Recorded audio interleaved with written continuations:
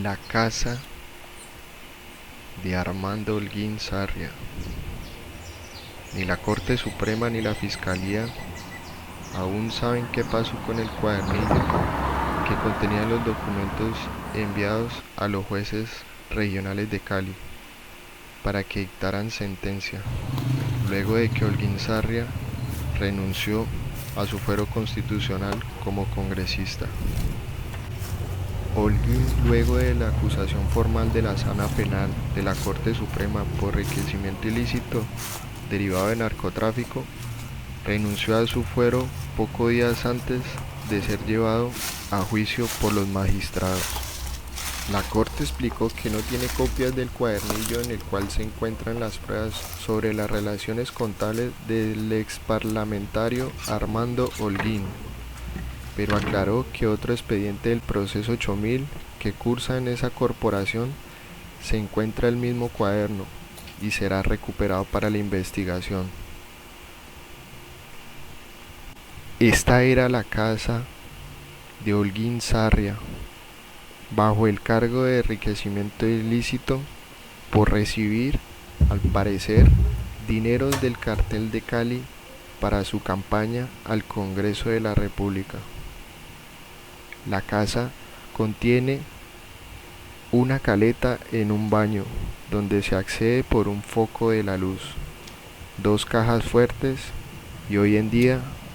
ya deshabitada. Este político liberal promovió en el Congreso proyectos de ley como el narcomico, mediante el cual se pretendía acabar con el enriquecimiento ilícito como delito principal, lo cual favorecía al narcotráfico del país y a la ciudad de Cali y el cartel. Pues el mismo Holguín tiene en su contra testimonios, documentos y cheques por millones de pesos girados a su nombre por firmas que sirvieron de fachada al cartel de Cali. En los registros contables de Miguel Rodríguez Orejuela, que en junio de 1994 fueron incautados en la oficina del excontador del cartel de Cali, Guillermo Alejandro Palomari, dan cuenta de aportes por más de 2.000 millones de pesos para un grupo de congresistas en los que aparecía el nombre de Holguín Sarria. En su declaración ante la Comisión de Fiscales, Palomari aseguró que Holguín era uno de los amigos personales de Miguel Rodríguez y que se le giraron cheques por 1, 2 y 3 millones de pesos por su ayuda. Holguín fue uno de los congresistas que a finales de 1995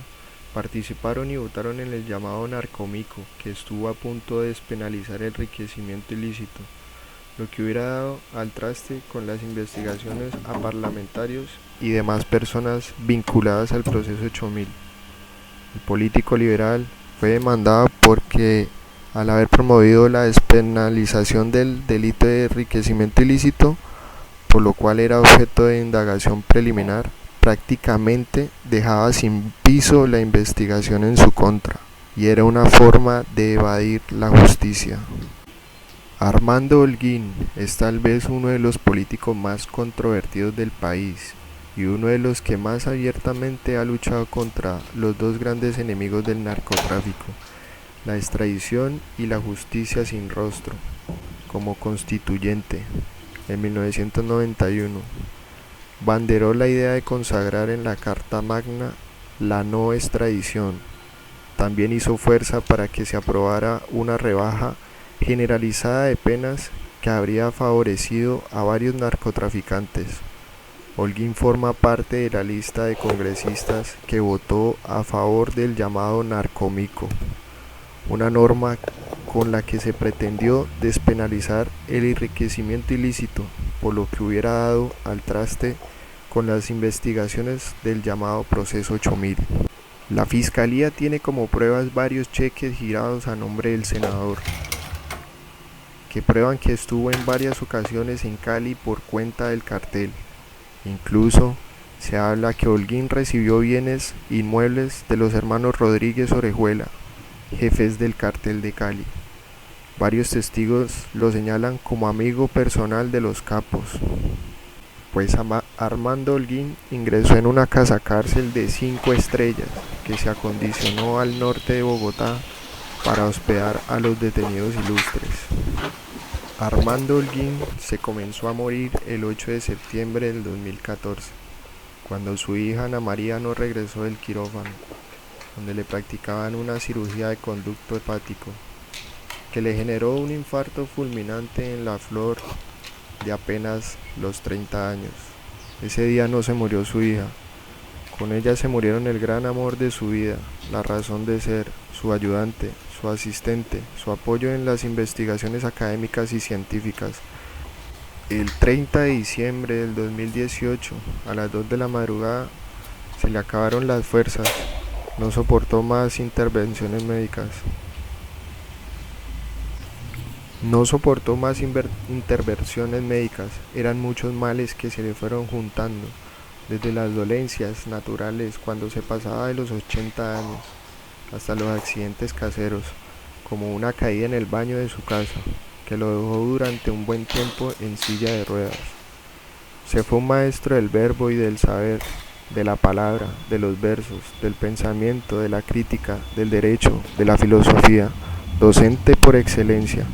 de lo que siempre vivió profundamente orgullosos y de que solamente dejó hacerlo cuando las patologías eran tantas que debió hacer un alto en el camino, en la convicción de que regresaría.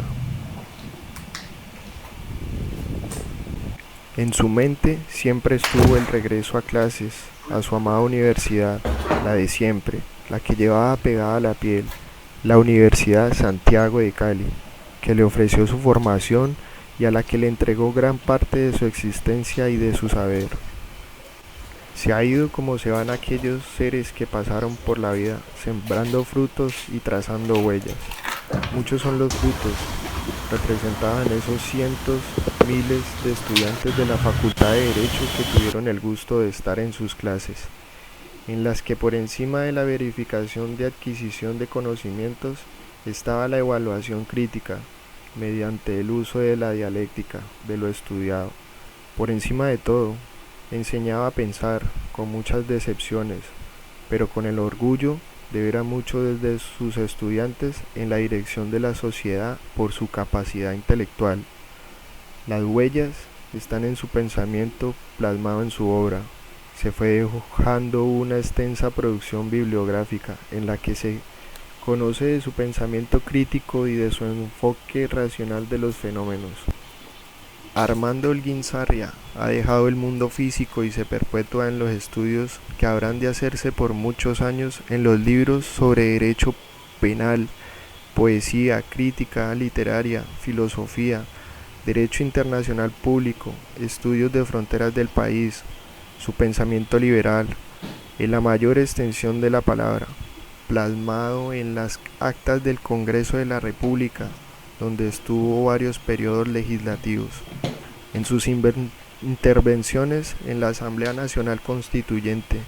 a la que fue elegido en las listas del Partido Liberal, en sus memorias consulares, en sus documentos como embajador de Colombia en varias legaciones, en la memoria viva de sus alumnos, de sus amigos, de su esposa, de sus hijos, Julián, Gustavo Adolfo, nacidos de dos relaciones personales no formales, de las tantas mujeres que amó. Se ha ido de una vida que supo vivir,